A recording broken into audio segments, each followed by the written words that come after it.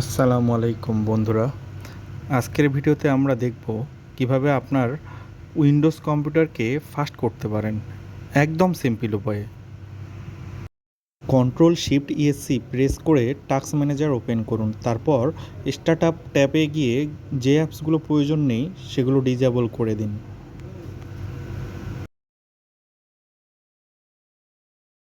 Windows আর চাপুন, তারপর type করুন clean MGR এবং ইন্টার দিন। একটি ড্রাইভ সিলেক্ট করতে বলবে, সাধারণত সি ড্রাইভ সিলেক্ট করুন। কিছুক্ষণ পর একটি লিস্ট আসবে যেগুলো অপ্রয়োজনীয়, সব সিলেক্ট করে ওকে চাপুন এবং ডিলিট ফাইলস দিন।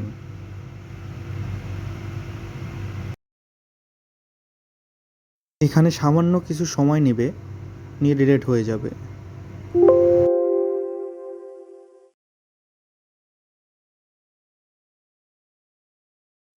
কন্ট্রোল আর চাপুন, তারপর টাইপ করুন %temp% এবং ইন্টার দিন। একটি ফোল্ডার ওপেন হবে যেখানে আপনার কম্পিউটারে জমে থাকা অস্থায়ী ফাইলগুলো থাকবে। কন্ট্রোল এ চাপুন সব সিলেক্ট করার জন্য, তারপর শিফট ডিলিট দিয়ে সব ফাইল পার্মানেন্টলি ডিলিট করে দিন।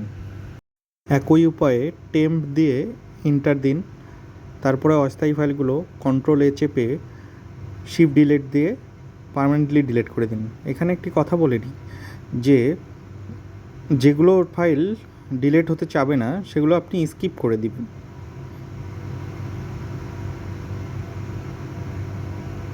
আবার একইভাবে প্রিফেস লিখে ইন্টার দিন, দেন কন্ট্রোল এ চেপে শিফট ডিলিট দিয়ে দিন। এভাবেই আপনি আপনার কম্পিউটারকে খুব সহজেই ফাস্ট করতে পারেন। বন্ধুরা, ভিডিও ভালো লাগলে লাইক, কমেন্ট এবং সাবস্ক্রাইব করতে ভুলবেন না। ধন্যবাদ।